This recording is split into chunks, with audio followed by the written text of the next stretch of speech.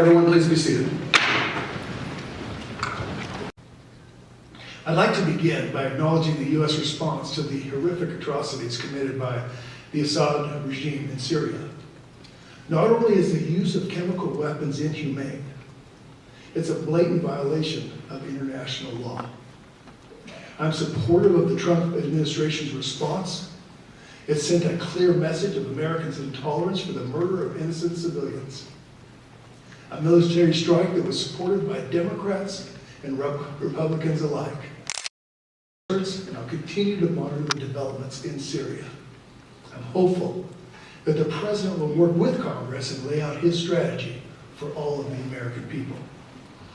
Despite many headlines highlighting divisions in Congress, I find that more unites us than divides us. And most of us work very hard to find common ground.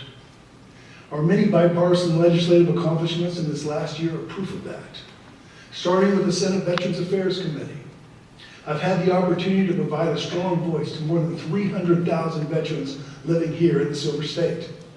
Our VA facilities service thousands of veterans. I've been working tirelessly against the administration's proposal to revive Yucca Mountain. Let me be clear.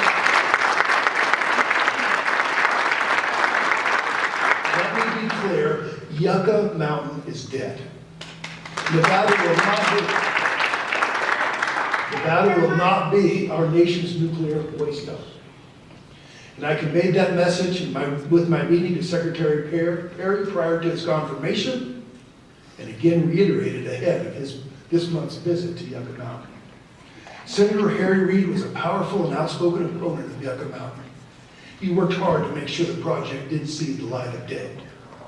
Now, I'm standing between this Republican administration and Yucca, and I will lead this fight.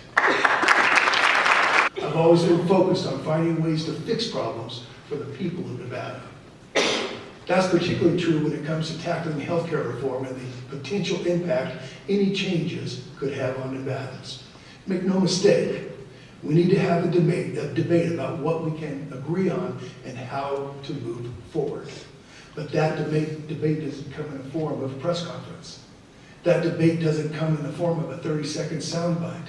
And that debate doesn't come in the form of a tweet. It requires discussion. Speaker Frierson and Leader Ford sent me a letter with questions about how Obamacare repeal would affect Nevadans. I took that letter with me to Secretary Tom Price's confirmation hearing. I asked the man in charge of leading the Obamacare repeal efforts to respond to their questions. I also met with Governor Sandoval. After the House healthcare bill was released, we discussed how it affected the people of Nevada. Its lack of support from Governor Sandoval was a major concern of mine.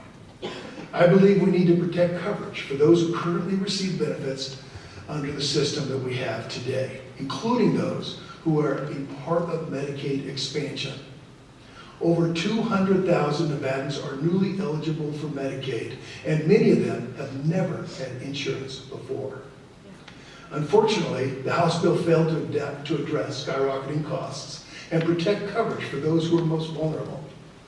Its lack of support was a reflection of that. It didn't work for Nevada, and so it didn't work for me.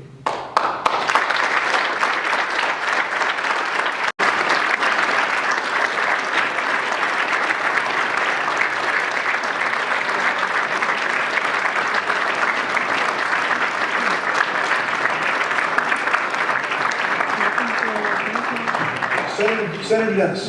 Mr. President,